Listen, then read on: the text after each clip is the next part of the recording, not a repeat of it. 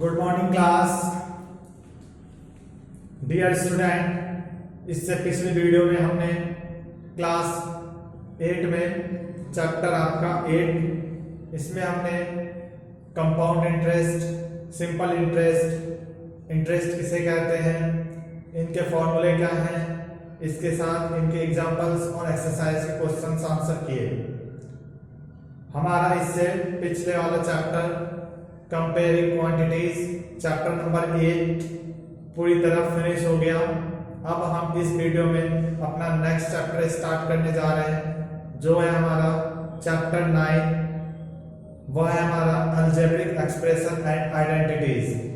इस चैप्टर में हम अलजेब्रिक एक्सप्रेशन किसे कहते हैं, अलजेब्रिक एक्सप्रेशन का बनता कैसे है, वेरिएबल किसे कहते हैं, कांस्टेंट किसे कहते हैं, टर्म्स किसे कहते हैं, मोनोमियल, बाइनोमियल, ट्राइनोमियल, पोलोनोमियल क्या होते हैं, ये सभी हम एक एक करके समझेंगे।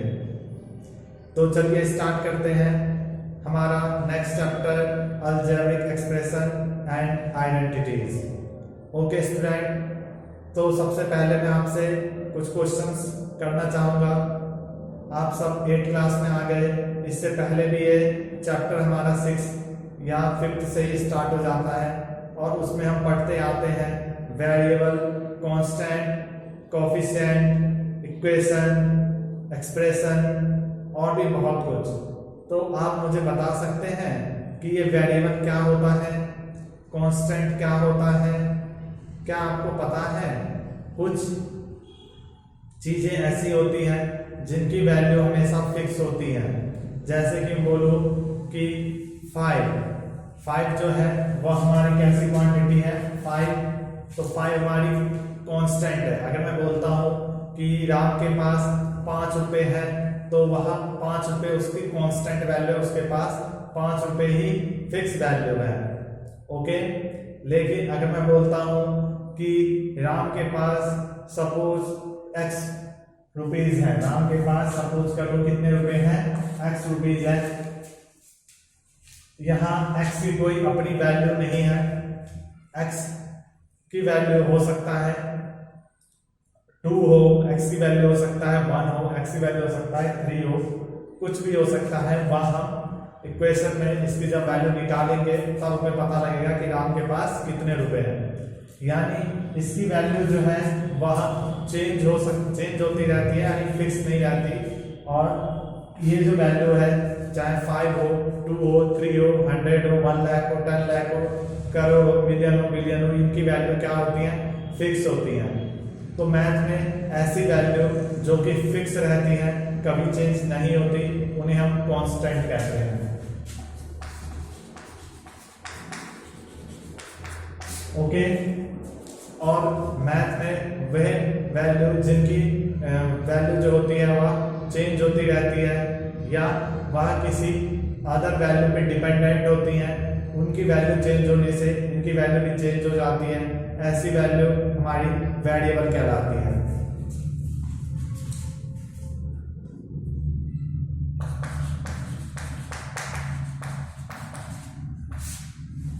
ओके, x हमारा वेरिएबल है, 5 हमारा क्या है, कांस्टेंट है। ना कि केवल x, हमारा इंग्लिश अल्फाबेट में जितने भी अल्फाबेट्स हैं, letters suppose that y, z, p, q, a, b, c, d and extra, these are all alphabet in math, we say that are variables. In constant are fixed value, so हम जानते हैं कि counting और बहुत सारे numbers की fix value होते हैं, तो सारे क्या है, कांस्टेंट। आपको पता है कि इन वेरिएबल, इन कांस्टेंट के मल्टीप्लाई करने से हमारा टर्म बनता है। क्या बनता है, टर्म बनता है। तो हम इसको अगर मल्टीप्लाई करें तो हमारी वैल्यू क्या आएगी, 5x को हम क्या कहते हैं, टर्म कहते हैं। ओके, जब ऐसे मान लीजिए हमारे पास एक और टर्म है और वह है हमारा, मान लीजिए एक और टर्म है और वो है हमारा 2y। 2 टर्म है, एक तो 2y और एक 5x। इन टर्मों को जब हम आपस में किसी अलजेब्रिक ऑपरेशन, मैथमेटिकल ऑपरेशन से जब इन पे लगाते हैं तो हमारा एक्सप्रेशन का निर्माण होता है। फॉर एग्जांपल यदि इनमें मैं एडिशन मैथमेटिकल ऑपरेशन लगाऊं तो ये हमारा बन जाएगा 5x plus 2y, 5x plus 2y। इसे हम कहते हैं अलजेब्रिक एक्सप्रेशन। क्या कहते हैं बच्चों?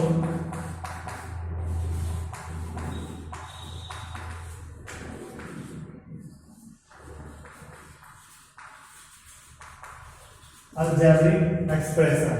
ओके, तो अलजेब्रिक एक्सप्रेशन कब बनता है? जब उसमें 2 और मोर देन टर्म्स हो, वो आपस में किसी मैथमेटिकल ऑपरेशन के द्वारा। What is mathematical operation? Mathematical operation is addition, subtraction, multiplication, division.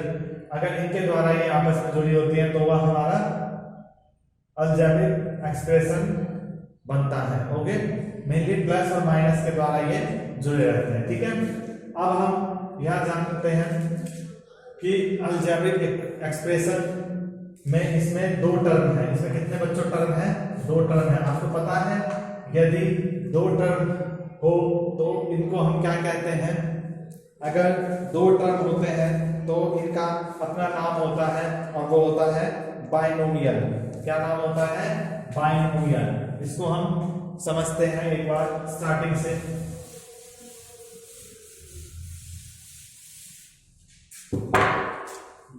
सबसे पहला होता है हमारा मोनोमियल। मोनोमियल क्या होता है? मोनोमियल ऐसा अलजेब्रिक एक्सप्रेशन होता है जिसमें केवल एक ही टर्म हो, उसे हम मोनोमियल कहते हैं। फॉर एग्जांपल आप यहाँ केवल एक टर्म वाला कोई सा भी एक्सप्रेशन ले सकते हैं। फॉर एग्जांपल आप 4x², यहाँ पे केवल एक ही टर्म है 4x², तो इसको हम क्या कहेंगे? मोनोमियल कहेंगे। अगला है हमारा बाइनोमियल।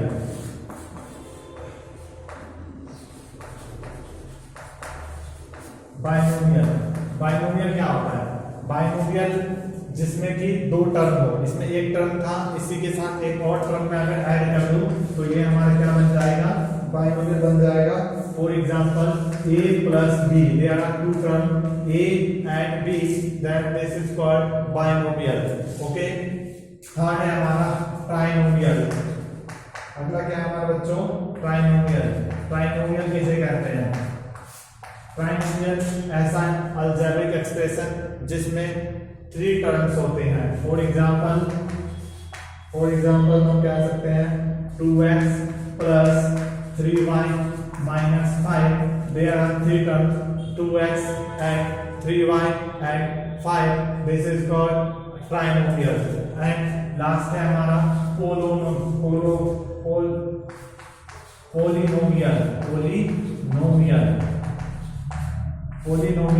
पोलिनोमियल क्या होता है हमारे? जिसमें मोर देन 3 टर्म्स हो। For example a plus b plus c plus d is called polynomial. Okay, चलिए आप सब यहां तक समझ गए होंगे। इसके बाद हम समझते हैं अलजेब्रिक इक्वेशन। तो हम समझ गए कि अलजेब्रिक इक्वेशन कब बनता है? जब उसमें terms more than 1 terms, 2 terms, कम से कम 1 टर्म रहना चाहिए तो अलजेब्रिक एक्सप्रेशन बन जाता है। अब आगे हमारा अलजेब्रिक इक्वेशन। अलजेब्रिक इक्वेशन कैसे बनता है? अलजेब्रिक इक्वेशन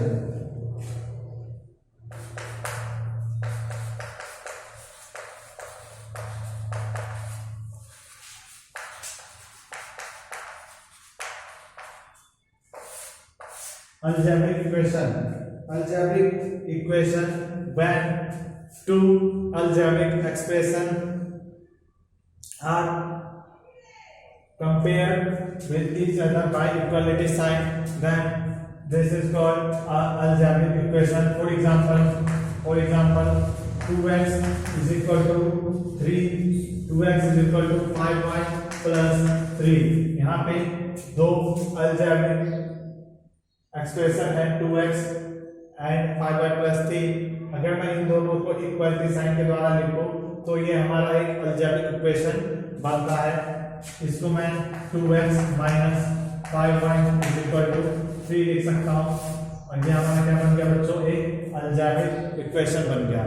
ओके, ये तो हमारी यहाँ तक बेसिक डेफिनेशंस थी जो कि आपने इससे छोटी क्लास में 5th 6th 7th 8th में भी सीखा और कुछ हमने अभी उसका रिवीजन किया। ओके, अब स्टार्ट करते हैं हमारा अगला टॉपिक जो कि क्वेश्चन आंसर है। Example number first, page number 139। Example number first, page number 139। इसमें example number first, page number 139। इसमें डियर स्टूडेंट हमें क्या कह रहे हैं, ऐड करने के लिए, किन टर्म को ऐड करने के लिए, तो 7x y plus 5y z minus 3z x। Okay, इसमें हमें क्या ऐड करना है, इसमें हमें ऐड करना है 4y z plus 9z x minus 4y। इसके बाद हमें क्या ऐड करना है, minus 3x z plus 5x minus 2x y। Okay, हमारे पास ये 3 अलजेब्रिक एक्सप्रेशन है, इनको हमें ऐड करना है। डियर स्टूडेंट, एक चीज आप समझ लीजिए कि जो भी हम अलजेब्रिक एक्सप्रेशन ऐड करते हैं हम उसमें यह देखते हैं कि हमारे जो वेरिएबल्स हैं वे दोनों बराबर होनी चाहिए। मेरे कहने का क्या अर्थ है, अगर मैं ये बोलता हूँ कि x में y को ऐड करो तो ये क्या ऐड हो सकती है, नहीं हो सकती, क्योंकि x खुद एक अलग वेरिएबल है, y एक अलग वेरिएबल है, ये दोनों ऐड क्या होंगी, इनका यही आंसर होगा। बट यदि मैं y की जगह केवल x लिख देता हूँ तो ये ऐड होकर बन जाती है हमारी 2x। क्या बन जाती, 2x मीन्स दोनों वेरिएबल सेम है, तब तो ये प्लस हो सकती है। प्लस कैसे हो गई, तो देखो बच्चों, ये वैसे तो बहुत ही बेसिक सा क्वेश्चन है परंतु कई बच्चों को नहीं आता। आप समझ लें, x प्लस x, यहाँ पे जो बच्चों हमारा नंबर होता है ना 1 होता है, कितना होता है, 1 होता है। यहाँ पे भी जो नंबर होता है हमारा कितना होता है, 1 होता है। आप पूछ सकते हैं कि सर 1 तो नहीं दिख रहा हमें, कहाँ लिखा है यार, तो बोलूंगा बच्चों यहाँ पे जो 1 है ना ये छुपा हुआ है। कहाँ है ये, छुपा हुआ है। जैसे कि मैं बोलता हूँ ना 5, तो 5 के नीचे भी 1 छुपा रहता है कि नहीं, 5 की पावर 1 छुपी रहती है कि नहीं, मतलब 1 जो होता है हमारा वह छुपा हुआ रहता है, इसीलिए यह जो है छुपा हुआ है, हम ऐसा मान लेते हैं। अब जब इसको ऐड करेंगे ना तो देखो यहाँ 1 ये ऐड होके बनते हैं 2 और x जो होता है ना बनता है ऐसे ही x ही रहेगा। ओके, अगर यहाँ पे मैं इस तरीके से लिखता ना, मान लीजिए 2x प्लस 5x, तो क्या होगा 2 प्लस 5, ये दो नंबर्स आपस में ऐड हो जाते और बन जाता 7। क्या बन जाता, 7। और x ये तो x ही रहता। कई बच्चे ना x और x जोड़ के ना x स्क्वायर लिख देते हैं, नहीं वो गलत है। हम यहाँ ऐड कर रहे हैं, मल्टीप्लाई नहीं कर रहे, तो यहाँ पावर नहीं बढ़ेगा। पावर जब 1 है तो 1 ही रहेगा। यहाँ पे पावर 1 है, यहाँ पे पावर 1 है, तो ऐड होकर भी पावर 1 ही बनेगा। अगर आप 2 कर देंगे तो गलत हो जाएगा, क्योंकि आपने उसको क्या कर दिया, मल्टीप्लाई कर दिया। ठीक है, आगे करें। अब हमें मान लीजिए जो क्वेश्चन था उसमें हम देखते हैं, तो हमें ये बताइए कि इसमें कौन कौन से टर्म ऐड हो सकते हैं। अभी मैंने बताया था ना, वही टर्म ऐड हो सकते हैं जिनकी वेरिएबल्स क्या हो, बराबर हो। मतलब मैं क्या कहना चाह रहा हूँ, मतलब मेरा ये है कि जैसे कि 7 की वेरिएबल क्या है, xy है ना, तो ये yz से प्लस नहीं हो सकता, xz से प्लस नहीं हो सकता।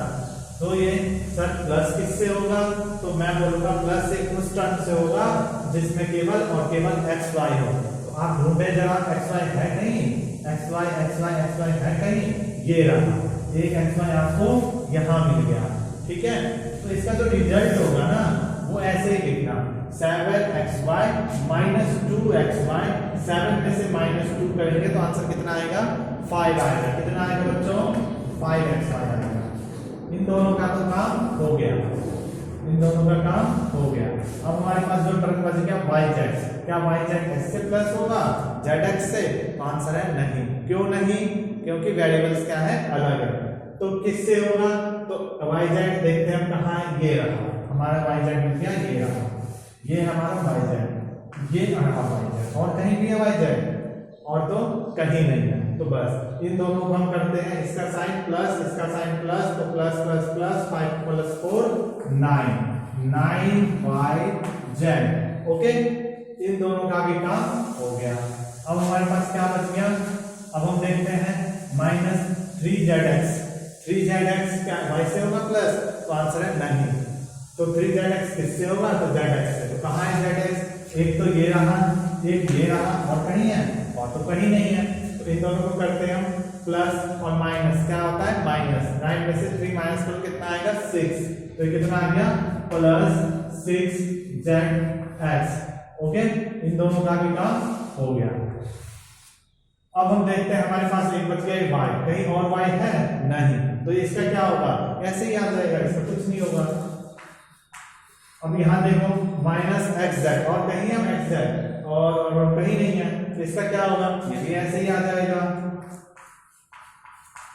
अब क्या बच गया 5x, x है और कहीं नहीं है, तो ये भी कैसे आ जाएगा? ऐसे ही आ जाएगा।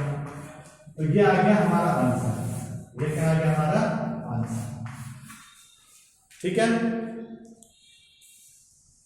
बुक में 5xy प्लस 9yz प्लस आपका है यहाँ 3zx, यहाँ पे 3zx है,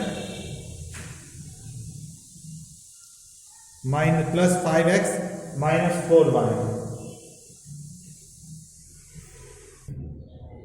स्टूडेंट यहाँ पे ना आपका एक टर्म और था, यहाँ zx और यहाँ xz, ये दोनों भी वेरिएबल्स क्या है आपस में बराबर है, चाहे zx हो या xz, ये तो बराबर ही हुए, तो ये दोनों भी आपस में प्लस होंगे। हमने ऊपर नहीं किया कोई बात नहीं, हम नीचे कर लेते हैं। तो ये 5xy तो ऐसे ही रहेगा, प्लस 9yz ऐसे ही रहेगा, प्लस 6zx माइनस 3xz आपका बन जाएगा 3xz माइनस 4y और plus 5x। Okay okay student, तो ये हमारा क्या हो गया आंसर हो गया, ये हमारा क्या है आंसर। अब कई बच्चे ना इसमें देखते हैं बुक में आंसर, तो उनको टर्म आगे पीछे रह जाता है। कभी बुक में ये तुम्हें आगे लिखा मिलेगा, ये पीछे लिखा मिलेगा। बस तुम्हें ये देखना है कि इसका साइन जो है ना वो सेम होना चाहिए, चाहे आगे हो या पीछे हो, हमारा आंसर ही क्या है सेम है। तो आप उससे कंफ्यूज मत होना, ये आंसर गलत है, ठीक है। तो ओवरऑल इसका हमने ऐड समझा, सिमिलरली ये जैसा ऐड है वैसा ही सबट्रैक्ट होगा, ठीक है। तो आपका होमवर्क है एग्जांपल फर्स्ट सेकंड, 2 एग्जांपल है और एक्सरसाइज के क्वेश्चंस हैं 9.1। ये सारे के सारे ना आसान क्वेश्चन है, कोई हार्ड नहीं है। अगर हार्ड लगे तो मेरे से पूछ सकते हो, ठीक है। आज के वीडियो में इतना ही, थैंक यू।